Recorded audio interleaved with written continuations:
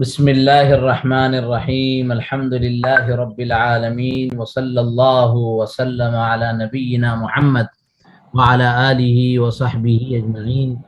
قال اللہ تعالی: المال والبنون زینة الحیاة الدنیا والباقیات الصالحات خیر عند ربک ثوابا وخیر عملا. وقال: انما اموالکم واولادکم فتنہ وَأَنَّ اللَّهَ عِنْدَهُ أَجْرٌ عَظِيمٌ. آج کا یہ موضوع حقوق اولاد اور والدین کی ذمہ داریاں، right and responsibilities of the children.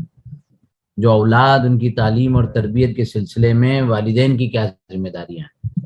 یقیناً عام طور پر والدین کے مقام اور مرتبے پر بہت ساری جو ہے موضوعات اور چھوٹے چھوٹے جو ہے عناوین آتے رہتے ہیں، اور اسی طریقے سے یقیناً وہ بہت اہم ترین ذمہ داری ہے کہ اولاد جو ہے والدین کے سلسلے کی فکر کرے اور ان کو ان کے مقام اور مرتبے کا خیال کرے.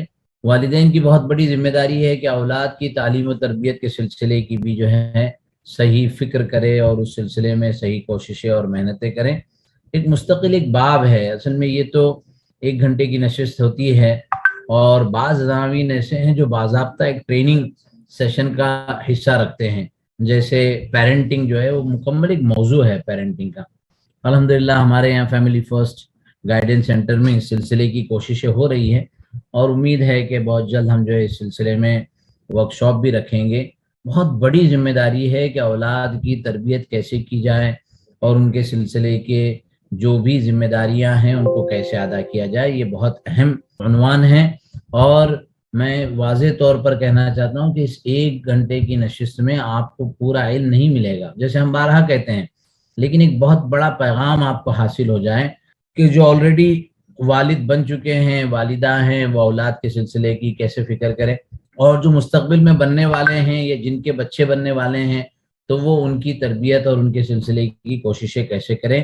بہت ضروری ہے اس کو سیکھا جائے، سمجھا جائے. جب انسان سیکھتا ہے، اس کے سلسلے کی محنتیں کرتا ہے، اس سلسلے کی کوششیں کرتا ہے، تو اللہ تبارک و تعالیٰ پھر اس کے لیے راہ ہموار کرتے ہیں، اور وہ اس موضوع میں اور اس طرح کے میدانوں میں کامیاب ہوتا ہے. اب ظاہر ہے کہ ہر ہفتے ہم یہ بتاتے ہیں کہ ہمارے جو موضوعات ہیں وہ ایمانیات کے ابواب سے شروع ہوئے تھے، جس میں توحید، رسالت، آخرت، فرشتے، کتابیں، تقدیر، بعث بعد الموت اور میدان محشر، یہ سارے موضوعات.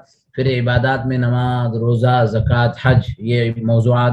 پھر اخلاقیات میں تقوی، عفت و پاک بازی، حجاب، صدق و توکل اور رفق و نرمی، علم، صبر و شکر، سخاوت و جود و سخا، تواضع اور ایثار و قربانی، استقامت، عدل و انصاف، بہادری، یہ موضوعات تھے. اب یہ معاشرت کا باب چل رہا ہے، اور اس میں سب سے پہلا عنوان ہم نے صلہ رحمی رکھا تھا. پھر نکاح، طلاق، خلا، ہبہ، میراث، یہ سارے موضوعات ہوئے. اور آج کا ہمارا موضوع ہے حقوق اولاد، یعنی اولاد کے کیا حق ہے، والدین پر، والد والدہ پر، ماں باپ پر بچوں کے کیا حق ہے، اور والدین کی اس مناسبت سے کیا ذمہ داریاں ہیں. ان ذمہ داریوں اور ان حقوق کے سلسلے کا یہ موضوع ہے. دیکھیے، اللہ تبارک و تعالیٰ نے ایک نظام بنایا. یا ایھا الناس انا خلقناکم من ذکر و انثی، یہ اللہ نے مرد اور عورت کے جوڑ سے یہ نظام جو پیدا کیا ہے، حضرت آدم اور حضرت حوا سے یہ سلسلہ شروع ہوا، اور قیامت تک یہ سلسلہ جاری رکھے گا. یہ ایک فطری نظام ہے، اور اس فطری نظام میں شروع میں ایک بہت اہم بات بتانا چاہتا ہوں، جس کو آپ گوش گزار کر لیں، اپنے دوستوں اور ساتھیوں تک اس پیغام کو بھی پہنچائیں کہ ایک ہے قانون فطرت اور ایک ہے قانون شریعت. بہت سی کتابیں اس سلسلے میں یہ مضامین دیکھ رہا تھا، تو میں نے دیکھا قانون فطرت یعنی law of the nature, nature کا قانون کیا ہے، اور قانون شریعت لا آف دی شریعہ، شریعہ کا قانون کیا ہے. تو کچھ چیزوں میں جیسے اللہ تبارک و تعالیٰ نے تخلیقات کے نظام میں، آسمان و زمین کے نظام میں قانون فطرت کا ایک سسٹم رکھا ہے، سورج کے نکلنے ڈوبنے میں، چاند کے نکلنے ڈوبنے میں، اور یہ سارا کے سارا فطرت کا جو نظام ہے وہ اسی طریقے سے ہوتا ہے. اسی طرح مخلوقات کے بعض معاملات میں بھی اللہ تبارک و تعالیٰ نے قانون فطرت کو لاگو کیا ہے. چنانچہ اولاد اور والدین کے درمیان ایک قانون فطرت کا نفاذ عام طور پر اس کے سلسلے میں ایک رائے ہے کہ جیسے آپ اولاد کی تربیت کرو گے، فطرت کا قانون یہ ہے کہ اولاد ویسے ہی آگے بڑھے گی، اور جس طریقے سے آپ والدین کے ساتھ معاملہ کرو گے، آپ کی آنے والی اولاد آپ کے ساتھ کرے گی. اسے کہتے ہیں لا آف دی نیچر۔ اچھا، اس میں ایک بات سمجھنے کی ہے کہ لا آف شریعہ جو ہے اس کے اندر معافی تلافی ہے، اس کے اندر گنجائش ہے۔ آدمی نے گناہ کر لیا، زنا کر لیا معاذ اللہ، شراب پی لی معاذ اللہ، اور اس کے بعد اللہ سے معافی مانگ لی، اللہ تبارک تعالیٰ معاف کریں گے۔ لیکن قانون فطرت جو ہے اس کے اندر معافی کی کوئی گنجائش نہیں ہے، وہ جیسا ہے تیسا ہے۔ اللہ نے فطرت اللہ التی فطر الناس علیہا لا تبدیل لخلق اللہ، تو یہ ایک ایسا قانون ہے جس کے اندر بہت زیادہ لچک یا اس کے اندر گنجائش نہیں ہوتی ہے۔ چنانچہ بحیثیت والدین کے ہماری بہت بڑی ذمہ داری ہے کہ ہم اولاد کی تعلیم اور تربیت پر ایک اہم ذمہ داری کے احساس کو سامنے رکھ کر غور و تدبر کریں۔ اللہ تبارک و تعالیٰ نے اب بہت سی مرتبہ ہم جو ہے لوگوں سے سوال کرتے ہیں کہ اولاد کی تربیت کا آغاز کب تک، یہ آپ دیکھ رہے ہیں کہ اولاد کی تربیت کا آغاز کب سے شروع ہوتا ہے۔ میں بہت سی مجلسوں میں کیا، کسی نے 2 سال، کسی نے 5 سال، کسی نے 10 سال، کسی نے 15 سال، زیادہ سے زیادہ کسی نے پیدائش کے وقت سے یہ کہا۔ حالانکہ ایک بہت بڑا اس کا ایک عجیب و غریب جواب ہے کہ جس دن ماں کا انتخاب ہوتا ہے، یعنی بیوی کا انتخاب ہوتا ہے، اس دن سے اولاد کی تربیت کا سلسلہ شروع ہو جاتا ہے۔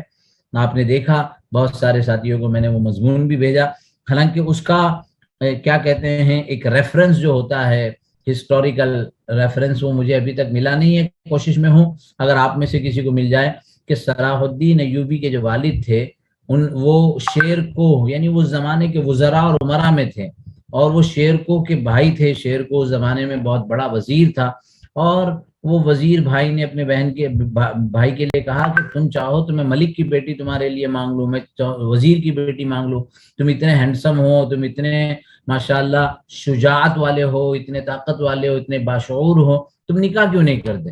تو اس نے کہا کہ اپنے قابل کسی کو نہیں سمجھتا کہ میرے قابل یہ خاتون ہے یا نہیں ہے۔ تو کہا عجیب بات ہے، کیا بادشاہ کی بیٹی، کیا وزیر کی بیٹی وہ بھی تمہارے قابل نے؟ کہا نہیں، میرے قابل نہیں۔ تمہارے قابل کون ہے؟ تو کہا کہ وہ عورت جو مجھے میرا ہاتھ پکڑ کر جنت میں لے جائے اور اس کی کوکھ سے، اس کے رحم سے ایسا بچہ پیدا ہو جو بیت المقدس کو فتح کرے۔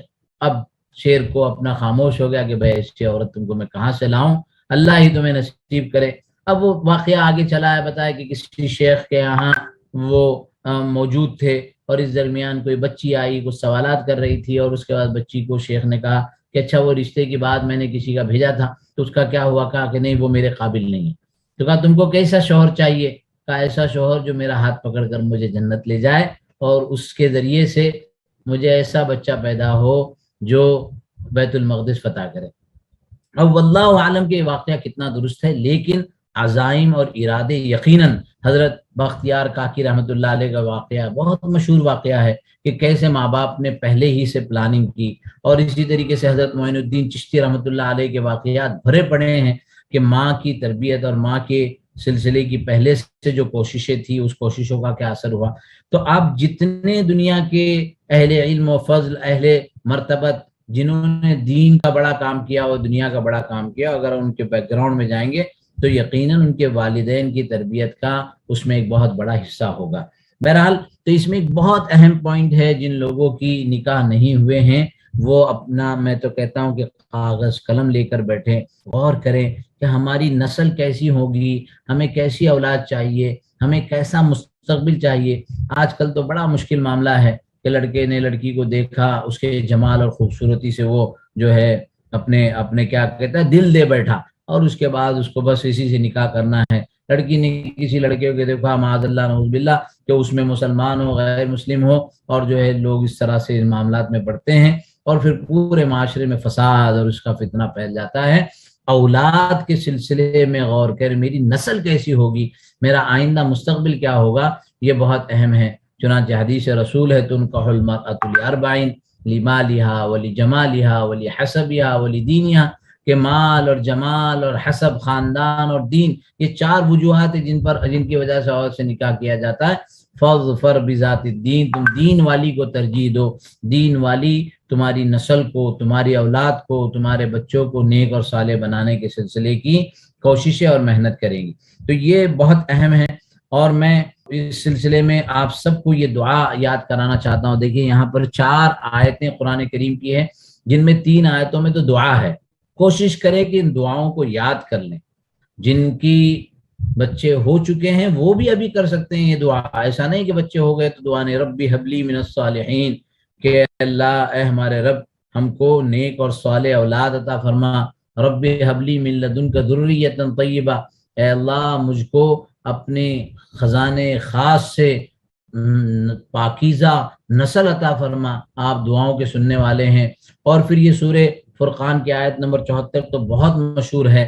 ربنا حب لنا من ازواجنا و ذریاتنا قرۃ اعین، کہ اللہ ہم آپ سے ایسی بیوی اور ایسی نسل مانگتے ہیں جو ہماری آنکھوں کی ٹھنڈک ہو.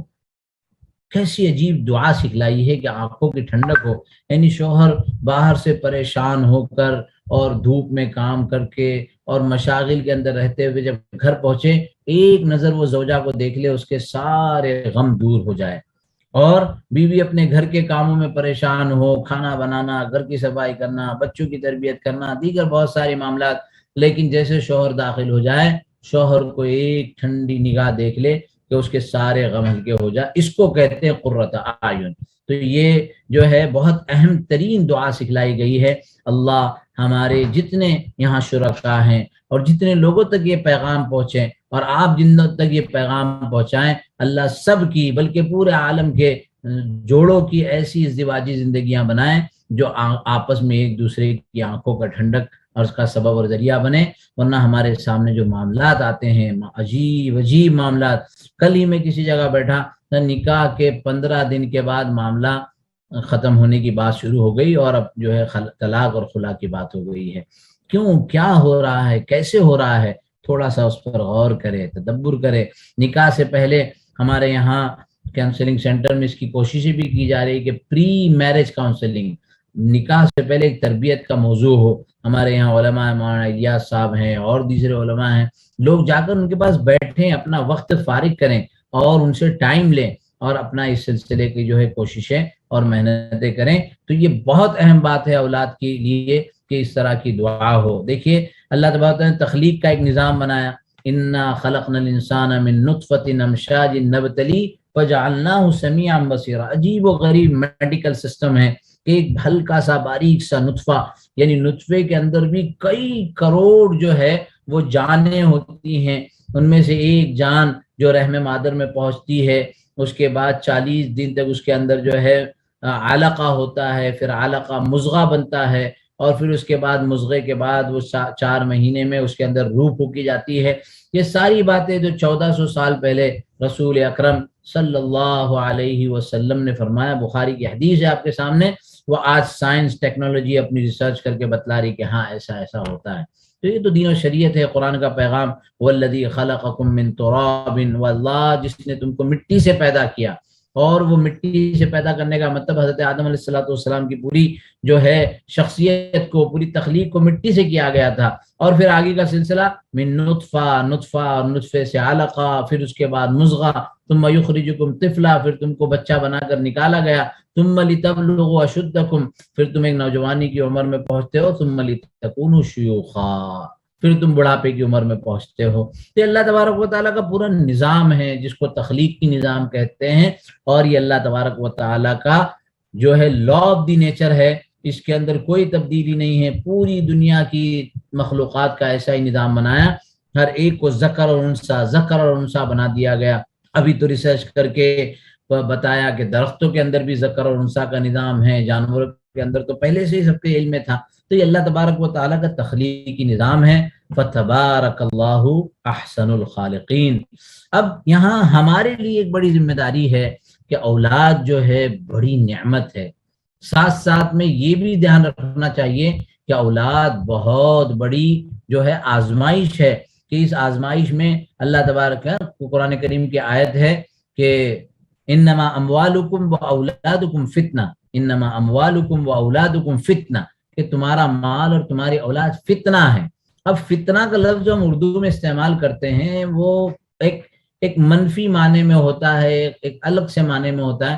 حالانکہ مثبت پہلو سے وہ معنی اصل مقصود اس کے اندر جو ہے نا آزمائش ہے کہ اگر تم نے بچوں کی بہترین تربیت کی، ان کو دین و شریعت سکھلایا، ان کو اللہ رسول کی تعلیمات دی، تو یہ تمہارے لیے کامیابی کا ذریعہ بنے گا، اور اگر تم نے تربیت نہیں دی تو یہ تمہارے لیے مصیبت کا اور تکلیف کا باعث بنے گا۔ یہ قرآن کریم کی آیت ہے، للہ ملک السماوات والارض، جو کچھ آسمانوں اور زمینوں میں سب کے مالک اللہ ہے، یخلق ما یشاء، اللہ جو چاہتے ہیں پیدا کرتے ہیں، جو چاہتے ہیں تخلیق کرتے ہیں، اللہ کا اختیار تنہا ہے، اس کے اندر کوئی اللہ کا ساجی اور شریک نہیں ہے۔ یہب لمن یشاء اناثا ویہب لمن یشاء الذکور، کسی کو اللہ تبارک و تعالیٰ بیٹی دیتے ہیں، کسی کو اللہ تبارک و تعالیٰ بیٹا دیتے ہیں، اور کسی کو جو ہے وَيَجْعَلُ مَن يَشَاءُ عَقِيمًا، کسی کو اولاد سے محروم رکھتے ہیں۔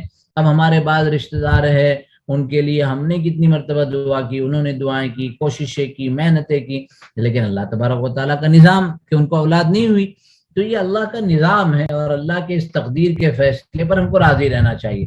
اولاد ہو تو الحمدللہ، بیٹی ہو تو الحمدللہ، بیٹا ہو تو الحمدللہ، نہ ہو اس سلسلے کی جو میڈیکل لائن سے جو کوششیں ہیں وہ اپنے طور پر کرتے رہیں، لیکن اللہ کے فیصلے پر راضی رہیں۔ تو اولاد جہاں نعمت ہے وہاں بہت بڑی آزمائش ہے۔ ایک بڑا اچھا جملہ میں نے کسی جگہ پڑھا کہ اولاد امانت ہے، امانت کا مطلب کہ اللہ تبارک تعالیٰ نے ایک چیز دی ہے تم کو سنبھالنے کے لیے، اب تم اس امانت کو کتنے صحیح طریقے پر پورا کرتے ہو اور کتنا ان کا صحیح خیال رکھتے ہو، یہ بہت اہم اور ضروری ہے۔ پھر اسی طریقے سے اولاد کی کثرت شریعت اسلامیہ میں جو ہے ممدوح ہے، قابل مدح ہے، اور شریعت نے اس کا آج جو ہے نا کہ بچے تو دو ہی اچھے، عجیب عجیب جملے آتے ہیں، اور دو ہی بچے ہوں تو بہت کافی ہے، بچے زیادہ سے زیادہ ہوں۔ اب وہ اور بات ہے کہ اگر میڈیکل کوئی پرابلم ہے، کوئی اور مسائل ہیں، لیکن جو دوسرے طریقے اختیار کیے جاتے ہیں، برتھ کنٹرول اور کیا کہتے ہیں الگ الگ طریقے کے، تو شریعت نے اس سلسلے میں سختی سے منع کیا ہے۔ اس کے آداب اور اس کے شخصی مسائل انفرادی طور پر معلوم کرنے چاہیے اور سمجھنے چاہیے۔ شریعت نے تو کیا تزوج الودود الولود، کہ ایسی بیویوں سے نکاح کرو جو بہت محبت کرنے والی ہو اور بہت بچے جننے والی ہو۔ اب بھائی نکاح سے پہلے کیسے پتا چلے گا کہ بہت بچے جننے والی خاتون ہے؟ تو اس کا طریقہ یہ بتلایا، میڈیکلی بھی اس کے بہت سارے معاملات ہیں، اور یہ کہ ان کی جب آپ جو ہے ان کی نسل کو دیکھیں گے، یعنی ان کی والدہ، خالہ، ان کے اور رشتے دار، تو اس طریقے سے پتا چلے گا کہ یہ وہ نسل ہے جہاں زیادہ بچے ہوتے ہیں۔ اب یا یہ کہ میڈیکلی طور پر اس کا مطلب ہرگز یہ نہیں ہے کہ جہاں نہیں بچے ہوتے ہیں تو ان کو ناپسندیدہ قرار دیا۔ فطری طور پر نیچرلی اگر کسی کے ساتھ ایسا کوئی مسئلہ ہے تو اس کا کوئی جو ہے نا سوالیہ نشان نہیں ہے، لیکن جو لوگ پراپر پلاننگ کے تحت کرتے ہیں، بہت سارے لوگ ہیں میڈیکل کو ان سب چیزوں کے لیے استعمال کرتے ہیں، تو یہ بالکل مناسب نہیں ہے۔ پیارے حبیب صلی اللہ علیہ وسلم فرما رہے ہیں فَإِنِّي مُكَاثِرٌ بِكُمُ الْأُمَمَ، کہ میں تو قیامت کے دن امتوں کے مقابلے میں تمہاری کثرت پر فخر کروں گا۔ تو اب جس کے 12 بچے ہو، کس کے 10 بچے ہو، کس کے 15 بچے ہو، ایک صاحب ملے ان کے 26 بچے ماشاءاللہ، 3 بیویاں، تو ایسے جو ہے لوگ ہوتے ہیں۔ اب وہ 3 بیویوں کے سوال پر خواتین بہت ناراض ہو جاتی ہیں، لیکن وہ ان کے کیا مقاصد ہوں گے، کیا معاملات ہوں گے، کیسے عدل و انصاف کے نظام ہوں گے، وہ تو وہی جانتے ہیں۔ لیکن مقصود یہاں پر اصل یہ ہے کہ اولاد کی کثرت، اولاد زیادہ ہوتی ہے تو اس میں ہاں اس کا مطلب کہ بھائی اولاد کے نان و نفقے سے پریشان ہو کر کہ بھائی اتنی ساری اولاد کو بمبئی میں گھر تو چھوٹا سا ہے، کیا کریں گے، اتنے چھوٹے سے گھر میں کیسے رہیں گے؟ ایک دو نہیں، بے شمار اس سلسلے کے واقعات ہیں کہ اللہ تبارک و تعالیٰ اپنے خزانے اور اپنے دروازے کھول دیتے ہیں، لہذا مقصود یہ ہے کہ اولاد زیادہ ہوں۔ اب سب سے اہم بات، بچے کا پہلا مدرسہ اس کی ماں کی گود ہے، پہلا مدرسہ اس کی ماں کی گود ہے۔ جیسی ماں تربیت کرے گی بچہ ویسے ہی بنے گا، بلکہ بچہ جب ماں کی کوکھ میں ہوتا ہے، جب رحم مادر میں ہوتا ہے، اللہ رحم کرے ہمارے اس ملک کو اور ہماری ان خواتین کو۔ میں جب سنتا ہوں کہ ماں جو ہے حمل سے ہیں اور سانس کچھ کہہ رہی ہے، سسرے کی طرف سے کچھ مسائل ہے، شوہر کی طرف سے کچھ مسائل ہے، تو دل بہت کڑتا ہے کہ یہ بچی تو ابھی بیچاری جو ہے اپنے گھر میں خیر و عافیت کے ساتھ شان کے ساتھ رہتی تھی، ابا کو درخواست کرتی، بھائیوں کو آرڈر کرتی، بہنوں کے اوپر جو ہے نا ایک حکومت کرتی، اب وہ بچی عمر 20-22 سال میں اس کا نکاح ہوا، نکاح ہوتے ہی کچھ مہینے میں وہ حاملہ ہو گئی، حاملہ ہونے کے بعد اس پر ذمہ داری آ گئی، اور پھر اتنا ٹارچر، اس ٹارچر کے زمانے میں وہ کیا اپنے بچے کی طرف جو ہے توجہ دے پائے گی اور بچے کے سلسلے کی کوششیں کر پائے گی۔ میں ہمیشہ اس بارے میں کہتا ہوں، اس سلسلے میں آپ نے اسرائیل کا لا پڑھنا چاہیے کہ وہاں حاملہ خاتون کا کتنا بڑا مقام ہے، اس سے زور سے بات نہیں کی جا سکتی ہے، اور اس کو کسی قسم کا مینٹلی فزیکلی ٹارچر یا ابیوز یا کوئی لفظ کہنا بہت بڑا جرم ہے۔ وہ چاہتے ہیں کہ ماں کی کوکھ میں جو بچہ ہے وہ پیدا ہونے کے بعد، بڑا ہونے کے بعد ملٹی نیشنل کمپنی کا مالک بنے، انٹرنیشنل سسٹم ڈیولپ کرے۔ اس لیے اس کی تربیت میں کوئی کمی نہیں آنا چاہیے۔ اس کو کھانا کیا ہے، صبح میں ناشتے میں کیا، دوپہر میں کیا، رات میں کیا، اس کو کس طریقے سے آرام کی ضرورت ہے، کتنا خیال رکھا جاتا ہے۔ اللہ خیر کرے ہمارے حالات پر، ہمارے گھروں کے حالات پر، کہ حاملہ خواتین کے ساتھ جو زیادتی کی جاتی ہے، جو ظلم کیا جاتا ہے، ایسے زیادتی اور ظلم کرنے والوں کو اللہ سمجھ دے، اور ان بچیوں کو ان کی ماں کی، اب بچیاں بھی فکر کریں، پہلے سے تربیت ہو، آپ فکر کریں اپنی نسلوں کی، اپنے بہنوں کی، اپنے بھائیوں کی، اپنے دوستوں کی، کہ بچی کے ذہن میں پہلے سے ہوگا تو جیسے حضرت معین الدین چشتی رحمۃ اللہ علیہ اور دیگر اللہ والوں کے بارے میں آپ نے سنا ہوگا کہ 2 رکعت نماز پڑھتے اور اس کے بعد درود پیتے ہوئے اپنے بچے کو دودھ پلاتے، کتنی دعائیں کرتے۔ یہ جو دعاؤں کا زمانہ ہے، جب ماں کے پیٹ میں بچہ ہو تو مستقل قرآن سنتے رہتے، قرآن سننے کا اثر کہ بچے پر بھی جو ماں کی پیٹ میں ہے اس کا اثر پڑتا ہے۔ تو اللہ کرے کہ ایسی نسل پیدا ہو، آج بہت ضروری ہے۔ پوری دنیا کے جو حالات ہیں، یہ حالات پوری اسلامی نظام کو اور مسلمانوں کو ایک طرف لے جا رہی ہے، لیکن ظاہر بات ہے کہ اس کے بعد، اس زوال کے بعد ایک انقلاب آنے والا ہے، اور امام مہدی بھی آئیں گے اور حضرت عیسیٰ بھی آئیں گے، اور سب کے لیے ان کی اپنی ایک جماعت ہوگی، اور انشاءاللہ آپ کی اور ہماری نسلیں ان کی جماعت کا حصہ ہوگی۔ لہذا ہماری ذمہ داری ہے کہ ہم ان کی تربیت کے سلسلے میں بہت محنت، بہت کوشش، بہت صحیح ان کے سلسلے کی فکر کریں۔ تو وہ بہنیں جو حاملہ ہو جائیں، ان کے گھر والوں سے میری عاجزانہ مخلصانہ درخواست ہے کہ ان بہنوں کا خیال رکھا جائے، ان بیٹیوں کا خیال رکھا جائے، ان کو آرام دیا جائے، جس طریقے کی غذا ان کے لیے مقصود و مطلوب ہے وہ دی جائے، اور پھر وہ بچیاں بیٹیاں بھی اپنی پیٹ میں پلنے والے بچے کے سلسلے کی کوششیں کریں، اس کی تربیت کرے، قرآن کریم اس کو سکھائے، درود کا اہتمام رکھے، پاکیزگی کا اہتمام رکھے، صاف ستھرا ذہن رکھے۔ وہ موبائل پر جو ہے بہت سارے کیا کہتے ہیں پروگرامز کا دیکھنا، فلموں کا دیکھنا، سیریلز کا دیکھنا، اور یہ سارا کے سارا جو ہے بچے کے ذہن پر اس کا اثر پڑتا ہے۔ جیسا بچہ پیدا کرنا ہے ویسی کوششیں، محنتیں، جدوجہد اور مجاہدے پہلے دن سے کرنی ہوتی ہے۔ لہذا ماں جب حاملہ ہو جائے اس زمانے سے اہتمام بڑھ جائے۔ اللہ کرے کہ ایسی جماعت پیدا ہو ہماری کوششوں سے۔ ماشاءاللہ معالیہ صاحب نے جامعہ ام القریٰ کے نام سے بڑا اچھا نظام بنایا ہے، بہنیں بھائی سب اس میں مربوط ہوتے ہیں، سب مل جل کر ایک ایسا نظام بنائیں، ایسی ایک ٹیم تیار کریں جو اس طرح کے معاملات کے اندر بہتری لانے کی کوشش کرے، لوگوں کو سمجھایا جائے، ان کے سامنے ہاتھ جوڑ کر بات کی جائے کہ ان بچیوں کا خیال رکھے اور ان کے سلسلے کی تربیت اور ان کے سلسلے کی کوششیں کی جائے۔ اب چند امور میں آگے جو ہے یہ بتانا چاہتا ہوں کہ ہم بچے کی پیدائش کے بعد سب سے پہلے اس کے کان میں اذان دی جائے گی، دائیں کان میں اذان اور بائیں کان میں اقامت۔ کیسی عجیب شریعت ہے، کیسی عجیب کہ اس میں تعلیم دی، اس میں سمجھایا کہ دیکھیے پیدا ہوتے ہی اذان و اقامت، اور جو نماز جنازہ ہے اس کے اندر اذان و اقامت نہیں ہوتی ہے۔ وہ ایک اشارہ دیا ہے کہ تمہاری پوری زندگی اقامت اور نماز کے کھڑے ہونے کے درمیان کا وقت ہے، بس لہذا پہلے اذان و اقامت۔ دوسرا مقصد یہ ہے کہ جیسے بچہ پیدا ہو پہلے یہ جملے سنے، اللہ اکبر، اللہ اکبر، اللہ سب سے بڑے ہیں، اللہ سب سے بڑے ہیں۔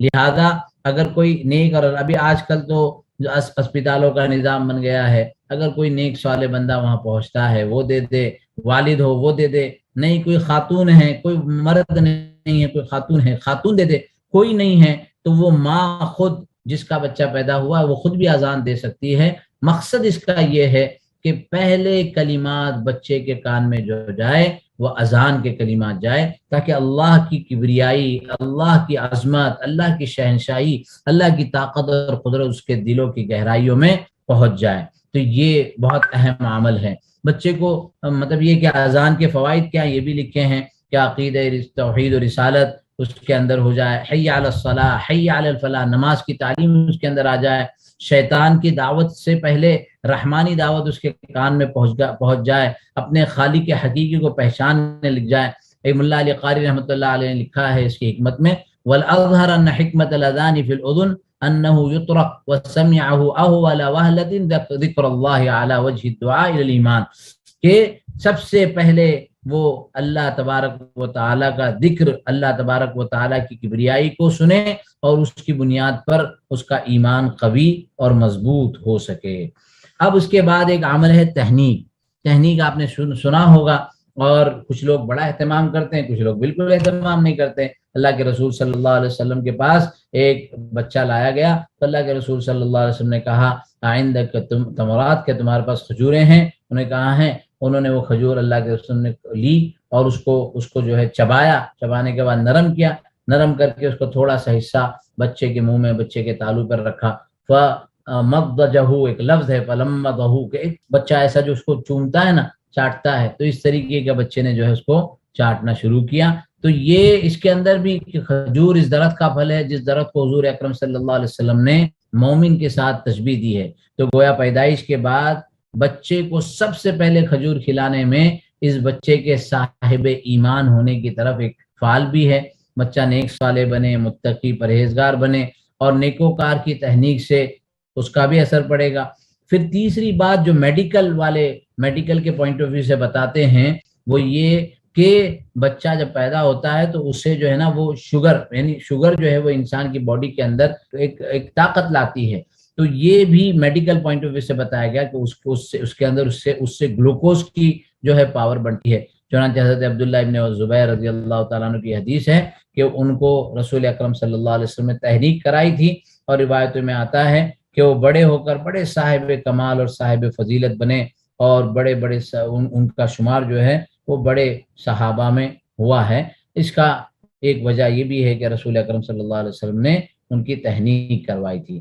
چنانچہ ایک اور بچے کے ذکر ہے جن کا نام ابراہیم رکھا گیا، اور رسول اکرم صلی اللہ علیہ وسلم نے ان کے لیے کچھ کھجور سے تہنیک کرائی۔ اسی طریقے سے ایک انصاری صحابی حضرت عبداللہ ابن ابی طلحہ رسول اکرم صلی اللہ علیہ وسلم کی خدمت میں لائے گئے، ان کے لیے بھی رسول اکرم صلی اللہ علیہ وسلم نے تہنیک کرائی تھی، اور ان کا نام پھر عبداللہ رکھا، عبداللہ ابن ابی طلحہ رضی اللہ تعالیٰ عنہ۔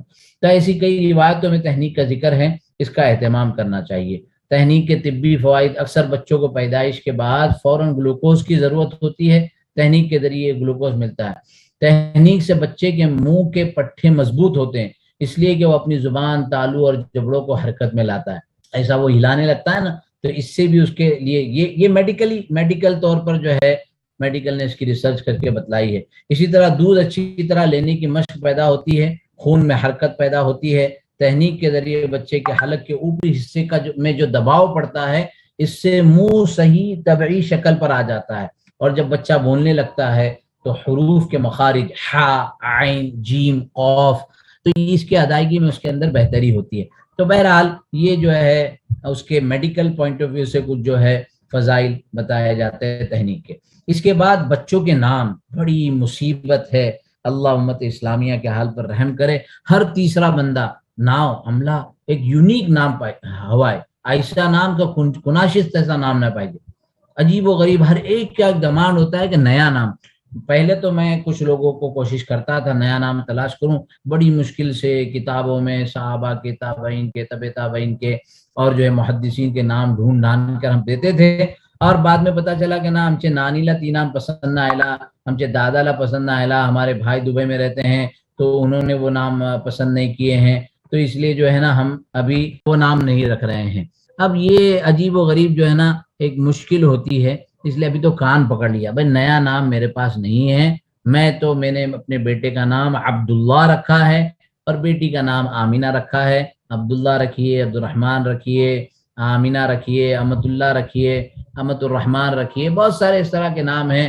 تو جو صحابہ اور تابعین کے مشہور نام ہیں، پتہ نہیں یہ کہاں سے ایک شوق پیدا ہو گیا نئے نام رکھنے کا، اور یہ نیا نام رکھنا نہ شریعت میں کوئی پسندیدہ ہے اور نہ ہی اس کے کوئی فوائد ہے، بس لوگوں کو پتا ہو یونیک نیم، جو کسی کا نام ہو، کیا ہوگا اس سے اگر اس نام کے برے اثرات پڑتے ہیں؟ تو دیکھیے فرمایا انکم تدعون یوم القیامۃ باسمائکم واسماء آبائکم فاحسنوا اسماءکم، کہ قیامت کے دن تم کو تمہارے والد کے ناموں کے ساتھ پکارا جائے گا، چنانچہ تم اپنے نام اچھے رکھو۔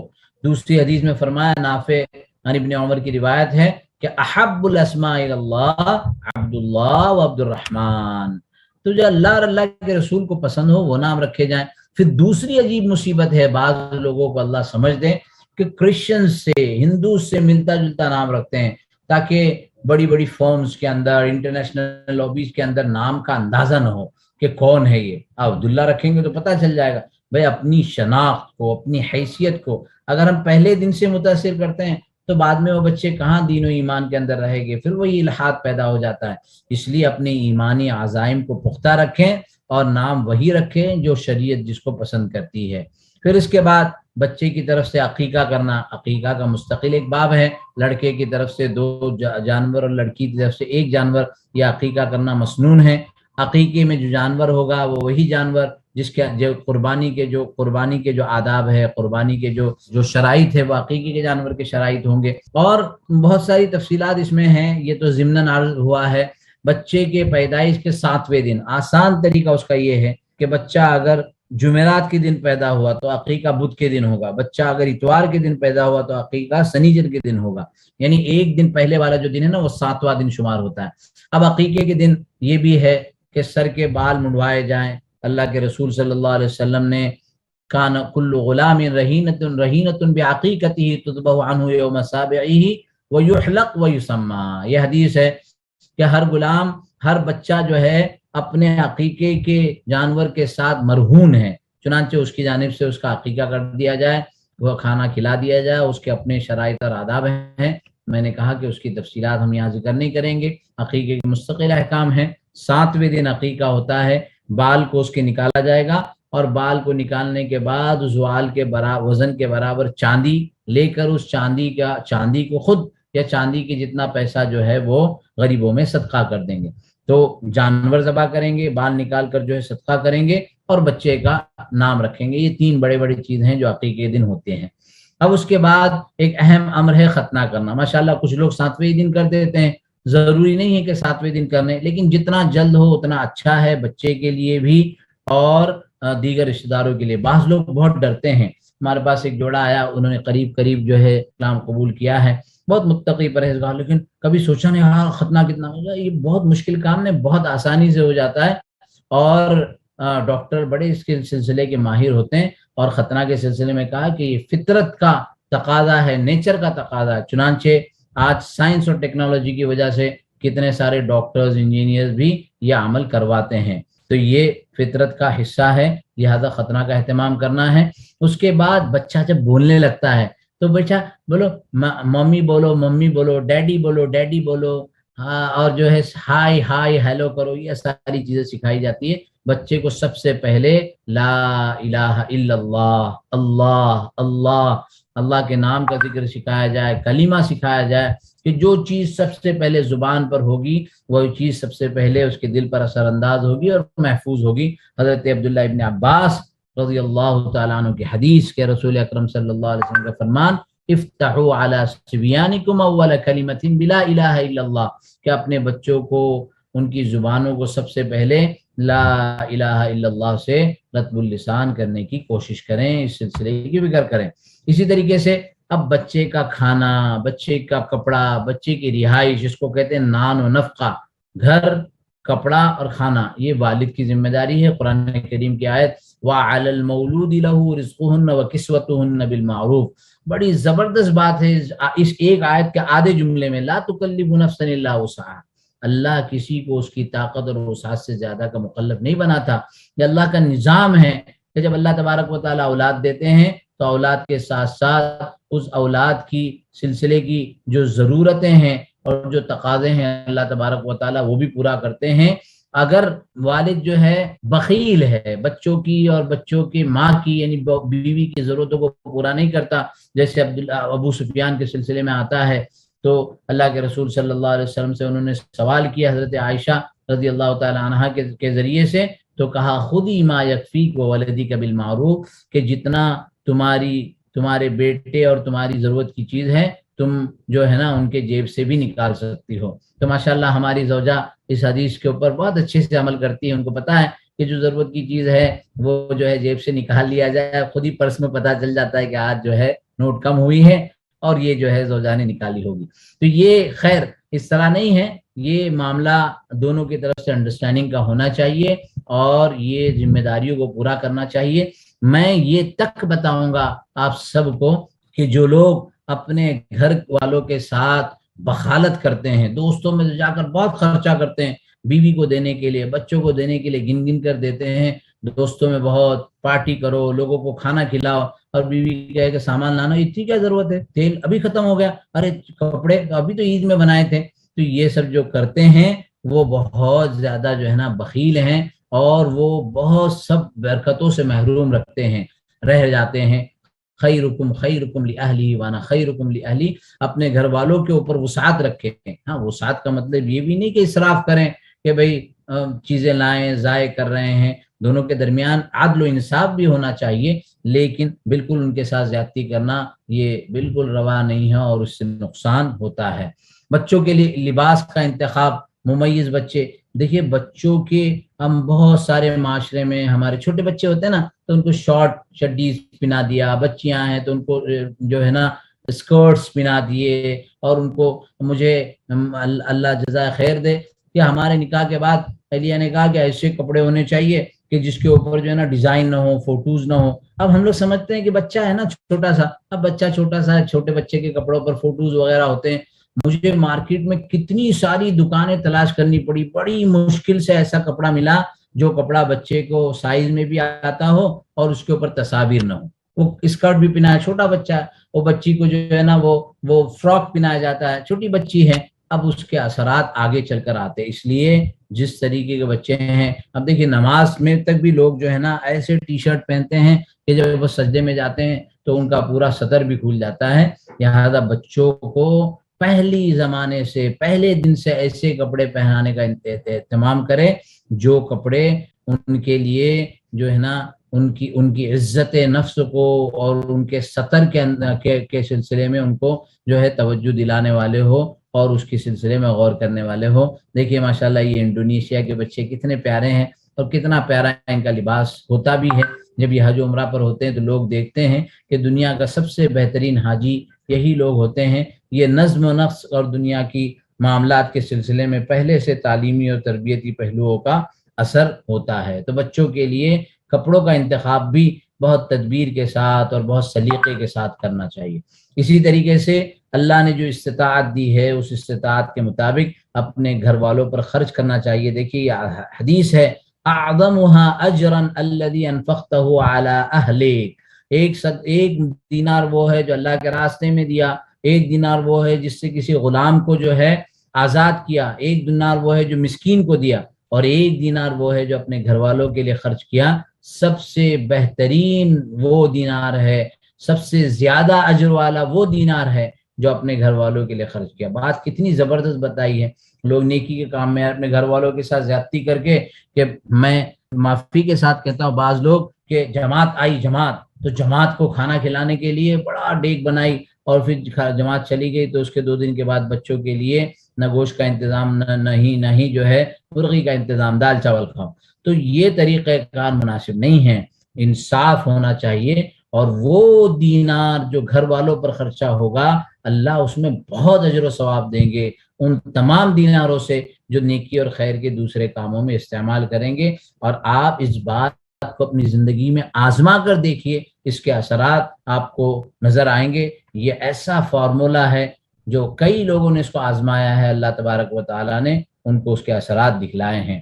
ایک بات کہ لوگ جو ہے نا ایک بچہ ہو گیا، 2 بچے ہو گئے، 4 بچے ہو گئے، ابھی اور بچے کو کیسے سنبھالیں گے، چنانچہ وہ کیا کہتے ہیں فیملی پلاننگ کر دیتے ہیں، برتھ کنٹرول کرتے ہیں۔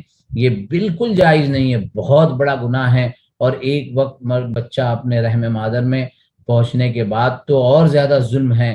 لہذا احادیث کے تعلیمات کے مطابق وہ سارے طریقے جو مرد کی طرف سے ہو، یعنی جس کے عزل کے سلسلے کی بات ہے اور عزل کے ساتھ اور دیگر طریقے وہ کر سکتا ہے، تو اس طریقے کی کوشش ہے، فقہی ضابطے کے طور پر کسی حد تک گنجائش ہے، لیکن عورت کو کسی قسم کے ان ساری چیزوں میں لگانا، اس کی کوئی گنجائش نہیں، خصوصاً رحم مادر میں بچہ آ جانے کے بعد پھر اس کو ضائع کرنا وہ ایسا ہی ہے گویا ایک نفس کا قتل کرنا۔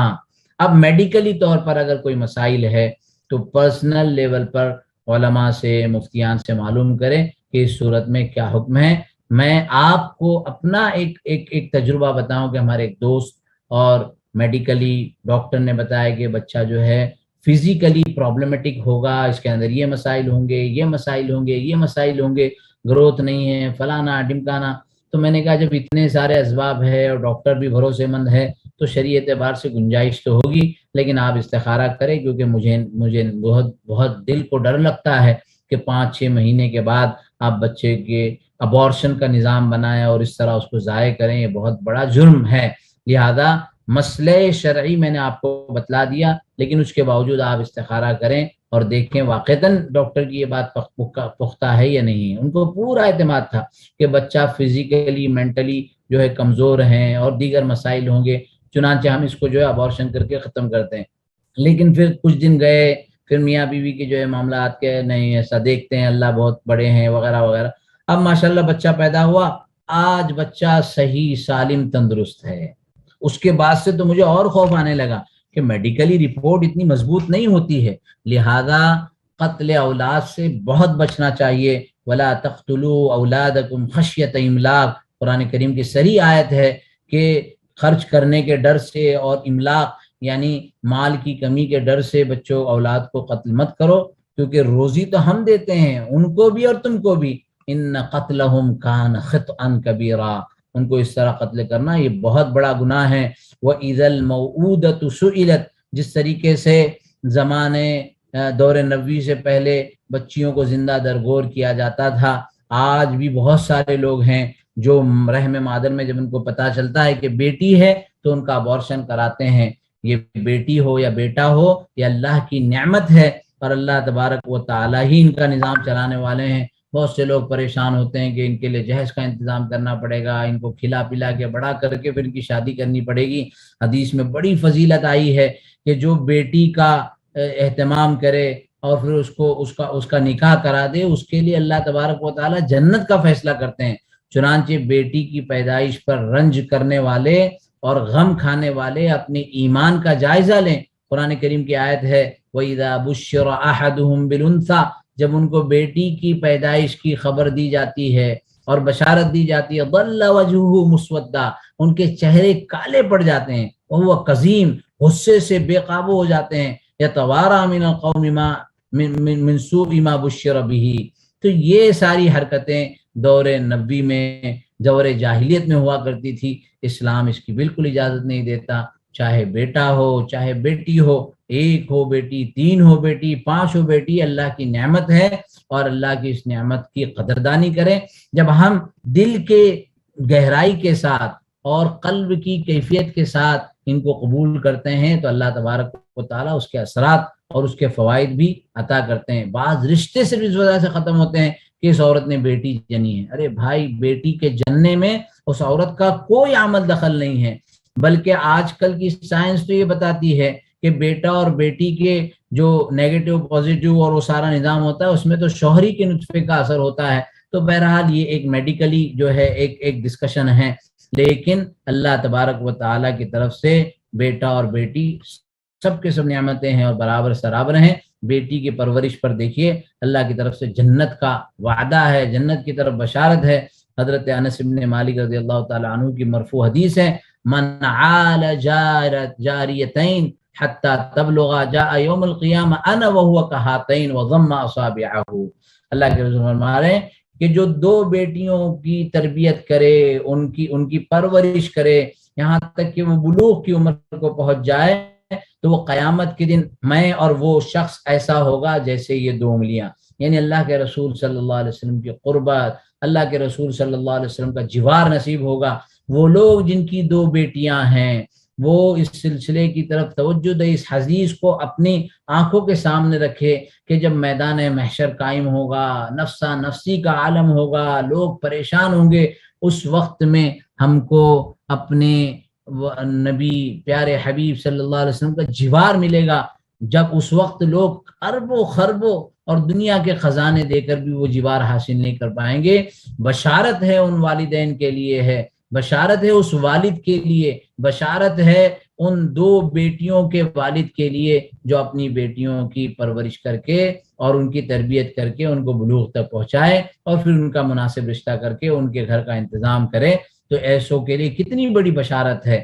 تو یہ بشارت تو آسانی سے حاصل نہیں ہوتی، لہذا اس سلسلے میں رنج و علم کرنے کے بجائے خوشی منانا چاہیے کہ الحمدللہ الحمدللہ اللہ تبارک و تعالیٰ نے مجھے 2 بیٹیاں سے نوازا ہے۔ قرآن کریم کی آیت ہے یا ایھا الذین آمنوا قوا انفسکم واہلیکم نارا، اے ایمان والو اپنے آپ کو اور اپنے گھر والوں کو جہنم کی آگ سے بچاؤ جس کا ایندھن انسان اور پتھر ہوں گے۔ تو تعلیمات اسلامیہ کا اور گناہوں سے بچانے کا نظام پہلے دن سے والدین کا ہے کہ کس طریقے سے ان کی تربیت کرے، ان کی دینی تعلیم اور تربیت کے سلسلے کی کوشش کرے۔ طلب العلم فریضۃ علی کل مسلم، اسی طرح فتاوی نور الدرب میں ہے الواجب علی الآباء والامہات کہ ماں باپ پر ضروری ہے کہ بچوں کی تعلیم اور ان کی تربیت اور اس سلسلے کی جو کوششیں ہیں اس کا نظام بنائیں۔ اس سلسلے میں ایک بہت اہم بات بتاتا ہوں کہ ایک امر دیکھیے، یہ جو دماغ ہے نا وہ نیگیٹو سینس کو قبول نہیں کرتا، وہ پازیٹیو سینس کو ہی قبول کرتا ہے۔ یہ سائیکولوجی کی بات ہے، NLP کی بات ہے۔ جیسے مثال میں آپ کو ایک مثال دیتا ہوں، بچوں کو آپ یہ مت کرو کہ ڈونٹ ڈو دس، بیٹا یہ مت کرو، بیٹا یہ مت کرو۔ اب میں آپ سب کو ایک مثال دیتا ہوں اور آپ کا دماغ دیکھیے نیگیٹو قبول کرتا ہے یا پازیٹیو قبول کرتا ہے۔ میں آپ کو کہتا ہوں کہ شیر کا خیال دماغ میں مت لاؤ، شیر کا خیال دماغ میں مت لاؤ۔ اب آپ سب دیکھیے کہ آپ سب کے ذہن میں کیا خیال آیا ہے۔ ظاہر بات ہے کہ شیر کی تصویر، شیر کا خیال خود بخود ہمارے دماغ میں آئے۔ تو یہ دماغ جو ہے یہ نیگیٹیوٹی کو قبول نہیں کرتا، لہذا بچوں کو کبھی بھی یہ نہیں کہنا چاہیے کہ بیٹا یہ مت کرو، بیٹا اس چیز کو ہاتھ مت لگاؤ، بیٹا یہ کھانا مت کھاؤ، بیٹا یہ چیز مت کرو۔ آپ وہ بچہ کچھ کر رہا ہے تو اس کو دوسرے کام میں استعمال کرو، بیٹا یہ کر لو، بیٹا یہاں آ جاؤ، ایسے کر لو۔ جب آپ نیگیٹو چیز کو بتائیں گے بچہ الانسان حریص فیما منع، یہ ایک قانون بتایا گیا فطرت کا اور نیچر کا کہ انسان اس چیز کی طرف زیادہ متوجہ ہوتا ہے جس سے اسے روکا جاتا ہے۔ اب آپ اچھی طرح بیٹھے ہیں، آپ میرا جو ہے یہ لیکچر سن رہے ہیں، پتہ نہیں سو کے سن رہے ہیں، بیٹھ کر سن رہے ہیں، اپنے کاموں کے ساتھ سن رہے ہیں یا کیسے سن رہے ہیں، لیکن میں اچانک آپ بیٹھے میرے سامنے اور میں کہوں کہ پیچھے مت دیکھیے گا، یا مجھے آپ کہہ رہے پیچھے مت دیکھیے، اب مجھے ایک بے چینی پیدا ہوگی کہ پیچھے ہے کیا۔ اب میں کیمرہ کے ذریعے سے پیچھے دیکھوں، موبائل کے ذریعے سے پیچھے دیکھوں، آسانی سے بیٹھے ہوئے تھے، لیکن جب پیچھے مت دیکھو کہا تو مجھے دیکھنے کے سلسلے میں اور زیادہ ہوس پیدا ہو گئی۔ تو یہ انسانی فطرت کا تقاضا ہے، لہذا اس سلسلے کی کوششیں اور محنتیں۔ اسی لیے لوگ یہ کہتے ہیں کہ بچہ جب روتا ہے تو ماں اسے دودھ پلاتی ہے۔ میں یہ کہتا ہوں کہ اگر پہلے دن سے ماں نے نظام بنایا کہ کتنے وقت پہ بچے کو دودھ کی بھوک لگتی ہے، ہاں بھائی 3 گھنٹے کے بعد، 4 گھنٹے کے بعد، 5 گھنٹے کے بعد، میڈیکلی معلوم کر لیا، ڈاکٹر سے یہ کر لیا، اور اس وقت پہ اس کو وقت پر ہی اس کا نظام بنا لیا جائے تو اس کو رونے اور رونے کے بعد دودھ ملنے کی عادت نہیں بنے گی۔ وہ 2 سال تک رو رو کے دودھ پیتا ہے، پھر 4 سال کا جب ہوتا ہے تو رو رو کے چاکلیٹ مانگتا ہے، جب تک چاکلیٹ دیتے نہیں وہ زمین پر چیختا چلاتا اڑانٹیاں مارتا ہے، تو پھر آپ چاکلیٹ دیتے ہو۔ پھر 8 سال کا ہوتا ہے سائیکل مانگتا ہے، آپ نہیں دیتے ہو تو وہ وہی حرکتیں کرتا ہے ضد کی۔ پھر اسی طریقے سے وہ 12 سال کا ہوتا ہے، اسکوٹر مانگتا ہے، آپ نہیں دیتے ہو تو وہ ضد کے اندر آتا ہے۔ ایسے ضد کا سلسلہ بڑا ہو جاتا ہے، 22 سال کا ہوتا ہے، مجھے اسی خاتون سے شادی کرنا ہے، مجھے اسی لڑکی سے شادی کرنا ہے، اور آپ اس کے سامنے مجبور ہو چکے ہو۔ تو یہ سب تعلیمات کا حصہ ہے کہ پہلے سے کیسے بچوں کو اپنے کنٹرول میں رکھا جائے اور تربیت کے پہلوؤں کا خیال رکھا جائے۔ اسی طریقے سے جب بچہ 7 سال کا ہو جائے تو اس کو نماز کا حکم دو، اور جب وہ جو ہے 10 سال کا ہو جائے تو نماز نہ پڑھنے پر اس کی جو ہے تنبیہ کرو اور اس کو جو ہے ڈانٹ ڈپٹ کرو، اس کو مارو، اس کو مارو۔ اور مارنے کا مطلب یہ ہے کہ یہاں تنبیہ مقصود ہے۔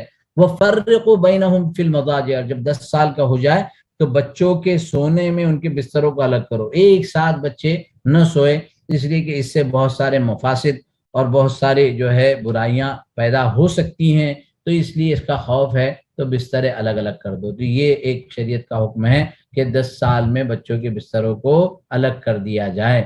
اولاد کے درمیان مساوات، دیکھیے بعض مرتبہ ایسا ایک میں نے کہا نا لا آف نیچر کا یہ نا کہ اپوزٹ جینڈر کی طرف جو ہے نا آدمی زیادہ مائل ہوتا ہے۔ تو جیسے ماں ہے، ماں اور بیٹے کا کمیونیکیشن بہت اسٹرانگ ہوتا ہے، باپ اور بیٹی کا انڈرسٹینڈنگ بہت اچھی ہوتی ہے، یہ لا آف نیچر ہے۔ عام طور پر ایسا ہی ہوتا ہے کہ باپ بیٹی کی بانڈنگ اچھی ہوتی ہے، ماں بیٹے کی بانڈنگ اچھی ہوتی ہے۔ آپ دیکھیں گے اکثر معاشرے میں 90%، 95% آپ کہہ سکتے ہیں کہ ایسا، لیکن اس کا مطلب ہرگز نہیں ہے کہ میرا ایک بیٹا ہے ایک بیٹی ہے تو میں بیٹی کی ہمیشہ طرفداری کروں، بیٹے کے ساتھ زیادتی کروں، یا ماں جو ہے وہ بیٹے کی طرفداری کرے بیٹی کے، نہیں، انصاف کرنا چاہیے ہر معاملے میں، انصاف۔ یہاں تک کہ اگر ان کو کوئی چیز دینا، حضرت نعمان بن بشیر رضی اللہ تعالیٰ عنہ کی مشہور حدیث ہے کہ وہ اپنے بیٹے کو کچھ دینا چاہتے تھے اور اللہ کے رسول صلی اللہ علیہ وسلم کو گواہ بنانا چاہتے تھے، تو کہا کہ دوسروں کو بھی یہی دیا ہے؟ کہا نہیں، کہا اعدلوا بین اولادکم، اپنے بچوں کے درمیان عدل و انصاف سے کام لو۔ چنانچہ فقہا نے لکھا ہے کہ اگر بچوں کو زندگی میں کچھ دینا چاہتا ہے اپنے وراثت وغیرہ کے اعتبار سے تو بیٹے اور بیٹیوں میں درمیان برابری کی جاوے۔ تو یہ اصول ہے جس کا ہبہ وغیرہ میں بھی تفصیلی ذکر آیا تھا۔ تو تحفہ دینے کے سلسلے میں اب چیزیں لائی ہیں، لیکن ہاں ایک بچہ 20 سال کا ہے، ایک بچہ ابھی آپ کا پیدا ہوا ہے ابھی 5 سال کا ہے، تو آپ نے آئس کریم لائی تو 2 آئس کریم اس کے لیے بھی اس کے لیے بھی نہیں، اب اس کی عمر میں فرق ہے، تو اس فرق کے اعتبار سے آپ نے اس کے لیے قلم لایا اور اس کے لیے چاکلیٹ لایا، تو یہ بھی انصاف کا حصہ۔ عدل کے معنی وزن کے برابری کے نہیں ہوتے، عدل کے معنی ہر معاملے کو اس کے اپنے سطح اور اس کے اپنے مقام پر رکھنے کا معنی ہوتا ہے۔ تو بہرحال اپنے اولاد کے درمیان عدل و انصاف سے کام لے۔ بچے کی پرورش والدین کی ذمہ داری ہے، کلکم راع وکلکم مسئول عن رعیتہ، تم میں سے ہر ایک ذمہ دار ہے اور قیامت کے دن اس ذمہ داریوں کے بارے میں تم سے اللہ تبارک و تعالیٰ پوچھیں گے، لہذا اپنی ذمہ داری کا احساس رکھیں۔ بچے کی تربیت کے سلسلے میں حضرت لقمان علیہ السلام کے کیسے جملے ہیں، ناصحانہ جملہ، وَإِذْ قَالَ لُقْمَانُ لِابْنِهِ وَهُوَ يَعِظُهُ يَا بُنَيَّ لَا تُشْرِكْ بِاللَّهِ إِنَّ الشِّرْكَ لَظُلْمٌ عَظِيمٌ۔ اسی طرح رسول اکرم صلی اللہ علیہ وسلم کی حدیث، مَا نَحَلَ وَالِدٌ وَلَدًا أَفْضَلَ مِنْ أَدَبٍ حَسَنٍ، کہ ایک والد کا اپنے طرف سے اپنے بچے کے حق میں کوئی بھی تحفہ اس سے بہتر تحفہ نہیں ہے کہ اس کو اچھے آداب سکھلائے، ادب حسن، اس کو اچھے آداب سکھلائے۔ لہذا اپنے وقت کو فارغ کریں، اپنے بچوں کے ساتھ بیٹھیں، کتابیں پڑھیں، ان کی تربیت کے موضوعات پر بات کریں، چھوٹا چھوٹا کوئی درس رکھیں، چھوٹی کوئی ڈسکشن رکھیں، ایسے موضوعات بنائیں۔ کتنے ایسے والد، میں دبئی میں تھا، ایک شخص جو ہے نا وہ پیرنٹنگ کا انٹرنیشنل کانفرنس میں تھے اور بہت بڑا بچوں کا فزیکل، مینٹل اور سائیکولوجیکل سسٹم یہ ہوتا ہے، فلانا ڈمکانا، بہت زبردست ان کا ورک شاپ۔ تو دوسرے دن ہماری پرسنل ملاقات ہوئی، میں نے کہا آپ کے کتنے بچے؟ کا 2 بچے ہیں۔ کیسے آپ کا وقت گزرتا ہے؟ بولے میرا تو بڑا مشکل معاملہ ہے، میں تو انٹرنیشنل اسپیکر ہوں، موٹیویشنل اسپیکر ہوں، یہاں رہتا ہوں وہاں رہتا ہوں، جب اپنے اسٹیٹ میں بھی رہتا ہوں تو رات میں میٹنگز اتنی دیر ہو جاتی ہے، گھر پہنچتا ہوں تو بچے سو گئے ہوتے ہیں، صبح میں بچے اسکول جاتے ہیں تو میری ملاقات ہی نہیں ہوتی، تو میری کبھی کبھار مہینوں بچوں سے ملاقات نہیں ہوتی۔ تو میں نے ان سے کہا کہ آپ کا یہ سارا سسٹم، آپ کی یہ ساری ٹریننگ بیکار ہے، جبکہ آپ خود اپنی زندگی میں اپنے بچوں کی تربیت پر کوئی فوکس نہیں کر پا رہے، تو آپ کیا ٹریننگ دے رہے ہو؟ ان کو بھی احساس پیدا ہو کہ ہاں ٹریننگ تو میں دنیا کو دے رہا ہوں، لیکن میرے اپنے بچوں کو تو میں وقت نہیں دے رہا ہوں۔ ہم اپنے بچوں کو وقت دیں، ان کے ساتھ بیٹھیں، ان کی باتوں کو سمجھیں، ان کے ساتھ فرینڈشپ بنائیں۔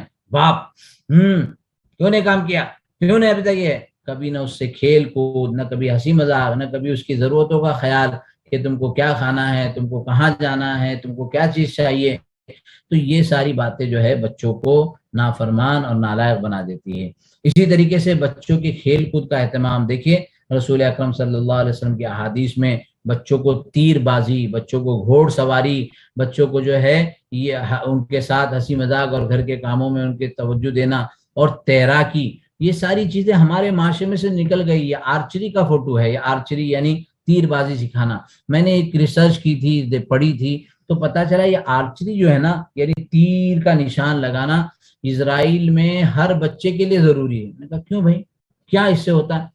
ابھی تو تیر معاملہ تو رہا نہیں، ابھی تو شٹ شٹ شٹ ڈائریکٹ جو ہے نا وہ ریوالور آ گئی ہے۔ تو کہا نہیں، تیر سے کیا ہوتا ہے، آدمی فوکس کرتا ہے، اپنے ایم پر اشارہ کرتا ہے، ایم پر اشارہ کرتا ہے، پھر گیا ادھر، پھر لگایا، پھر گیا ادھر، پھر لگایا، اس سے اس کا ذہن جو ہے نا وہ اپنے کاموں پر فوکس کرنے والا بنتا ہے۔ کتنی اہم بات ہے۔ اسی طریقے سے گھوڑ سواری، تو موقع ملے تو اپنے بچوں کو تیراکی سکھانا چاہیے، گھوڑ سواری سکھانا چاہیے، تیر اندازی سکھانا چاہیے۔ حدیث میں المؤمن القوی خیر واحب الی اللہ من المؤمن الضعیف، کہ جو قوی، مضبوط، طاقتور مومن ہے وہ ضعیف مومن سے اللہ کے نزدیک پسندیدہ ہے۔ تو ان کے کھانے کی چیزیں، ان کے سونے کے اوقات، اب رات دیر تک ماں باپ نہیں سو رہے ہیں، بچے بھی ویسے ہی ضائع ہو رہے ہیں، 12 بجے، 1 بجے، 2 بجے تک نہیں۔ بچوں کا پورا نظام بنائیں، ان کو 8 9 بجے 10 بجے سلا دیں، ان کی نیند پوری ہو، ان کی صحت کا خیال رکھا جائے، ان کے کھانوں کا خیال رکھا جائے، یہ بہت اہم بات ہے۔ اسی طریقے سے گھر میں جو ہے نا ایک مولا بخش بھی رکھنا چاہیے، ایک لکڑی رکھنا چاہیے، چھڑی رکھنا چاہیے، کہ کبھی ضرورت پڑے تو بچے کو تھوڑی سی ڈانٹ ڈپٹ بھی ہو، بچے کو خوف بھی ہو۔ حضرت معاذ بن جبل رضی اللہ تعالیٰ عنہ فرماتے ہیں کہ رسول اکرم صلی اللہ علیہ وسلم نے 10 نصیحتیں کی تھی، ان 10 نصیحتوں میں ایک یہ بھی تھا کہ اپنے گھر والوں کو ادب سکھلانے کے لیے ایک چھڑی بھی گھر میں رکھو۔ تو یہ بھی ضروری ہے، بچوں کو اس کی ضرورت پڑتی ہے۔ اور بچے جب بلوغ کی عمر کو پہنچ جائے تو ان کا نکاح کرا دو۔ بہت سے خاندانوں کو ہم جانتے ہیں، ارے بچہ ابھی پیروں پر کھڑا نہیں ہوا، ارے ابھی اس کا بزنس سیٹ نہیں ہوا ہے، ابھی اس کی جاب سیٹ نہیں ہوئی ہے، ساری چیزیں ہو جائے گی بھائی میرے۔ بچہ اپنی جو ہے بلوغ کی عمر کو پہنچا، سوچ سمجھ کا معاملہ ہوا، اس کی تعلیم بھی جاری رہے گی، اس کا بزنس بھی چلتا رہے گا، اس کی جاب بھی ہو جائے گی، اور آنے والی کی برکت سے اللہ تبارک و تعالیٰ اس کی زندگی میں برکت دے دیں گے۔ جتنا جلدی نکاح کرا دیں اتنا بہتر ہے، اتنا عافیت ہے، اتنا اس میں فوائد ہے۔ ان کے فوائد گنانے کا بھی وقت نہیں ہے، بہت سا فوائد ہے۔ چنانچہ نکاح میں تاخیر کرنے سے منع کیا گیا۔ حضرت علی رضی اللہ تعالیٰ عنہ کو جو نصیحتیں کی تھی ان میں کہ 3 چیزوں میں تاخیر نہ کرو، جب نماز کا وقت ہو جائے تو فوراً نماز کے لیے کھڑے ہو جاؤ، جب جنازہ تیار ہو جائے تو جنازے کو جو ہے جنازہ پڑھ کر قبرستان پہنچا دو، اور جب بے شوہر والی عورت تیار ہو جائے، اس کی عمر ہو جائے تو اس کا کفو کا یعنی اس کے لیول کا مرد مل جائے تو اس کا نکاح کرا دو۔ بہت سے لوگ بچیوں کے نکاح میں تاخیر کرتے ہیں، پھر ان کے نکاح ہونے میں دشواری ہوتی ہے اور پھر پریشان رہتے ہیں۔ اس لیے جتنا جلدی ہو سکے اپنے بچوں کے نکاح کے سلسلے کی فکر کریں۔ بچوں کو بد دعا دینے سے بچیں، بہت خطرناک بات ہے یہ تو حرام خور ہو گیا ہے۔ جہاں مر جا کہیں جا کے ستیاناش ہو تیرا بیڑا غرق ہو۔ اعوذ باللہ من الشیطان الرجیم۔ لا تدعوا علی اولادکم، اپنے بچوں کو بد دعا نہ دو، اپنے بچوں کو اس طرح کے برے کلمات ہرگز نہ کہو۔ لا توافقوا من اللہ ساعۃ، ہو سکتا ہے کہ تم نے جملہ کہا اور وہ وقت اجابت ہو، اللہ کی طرف سے قبولیت کا موقع ہو اور وہ دعا قبول کر لی گئی، پھر تم ہمیشہ ہمیشہ کے لیے گویا جو ہے نا اپنے جملے پر روتے رہو گے، گرتے رہو گے اور کچھ نہیں ہوگا۔ اس لیے بچوں کو بد دعا دینے سے بچوں، اپنی زبان کو دعاؤں کے ساتھ، کوئی غصہ بھی آ جائے تو دعائیں دیں۔ بہت سارے واقعات، خود جو ہے نا شیخ سدیس کے سلسلے میں واقعہ اس طرح کا مشہور ہے، اگرچہ کہ شیخ نے اس کی جو ہے یہ کی ہے کہ ایسا نہیں تھا، لیکن اس کی کوئی اور بات تھی۔ البتہ ایسی بہت سے واقعات ہیں کہ ماؤں کی دعاؤں سے اللہ نے بچوں کو کہاں سے کہاں پہنچا دیا۔ اسی طریقے سے یہ ایک بہت بڑا ادب ہے کہ والد کے بغیر، یعنی ایک بچہ جس کے والد فلانا فلانا ہے، ان کی نسبت کسی اور کی طرف کرنا، اس کی بالکل گنجائش نہیں ہے۔ جو حقیقی والد ہے اسی کی طرف بچوں کی نسبت ہوگی۔ حقیقی والد کے علاوہ کسی اور کی طرف بچے کی نسبت کرنا یہ بہت بڑا جرم اور بہت بڑا گناہ ہے۔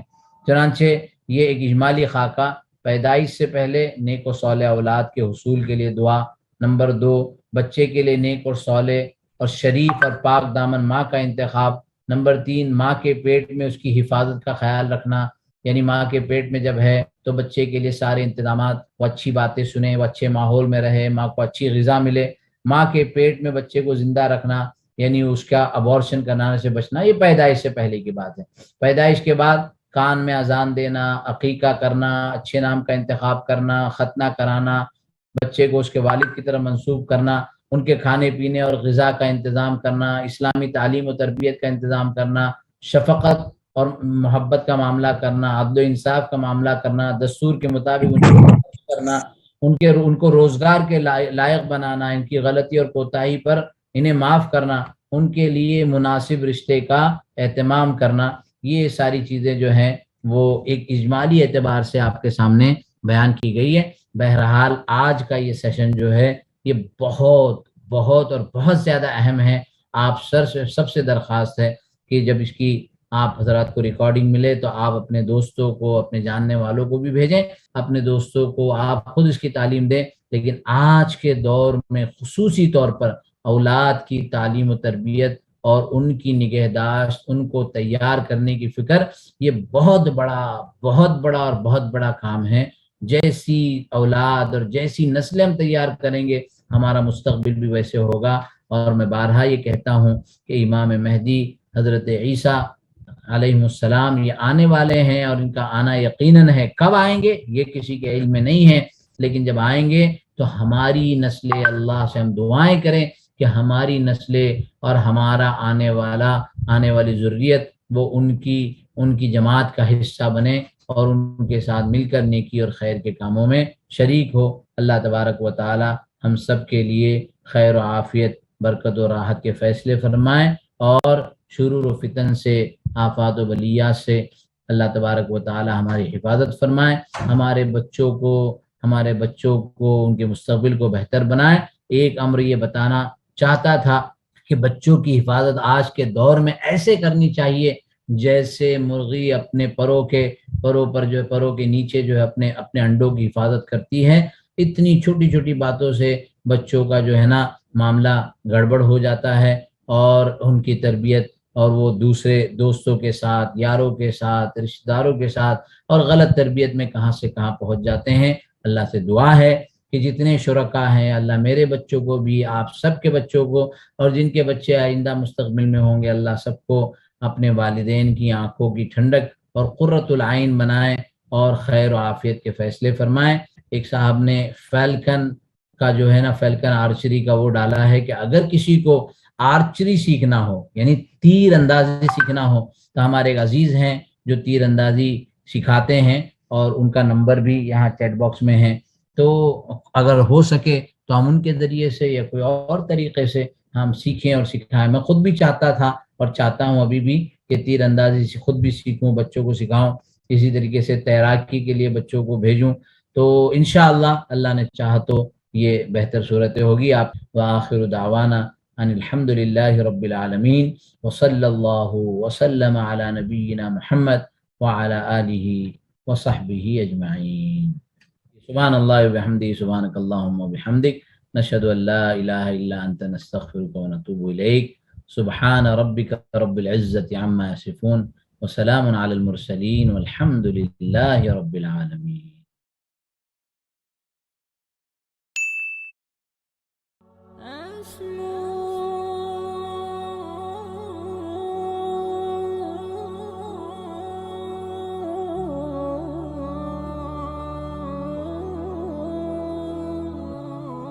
أسمو وأجتاز السماء جلالا، فأزيد أسراب الغيوم جمالا، وألون الدنيا بأجمل بسمة، وأكون للخير العميم مثالا.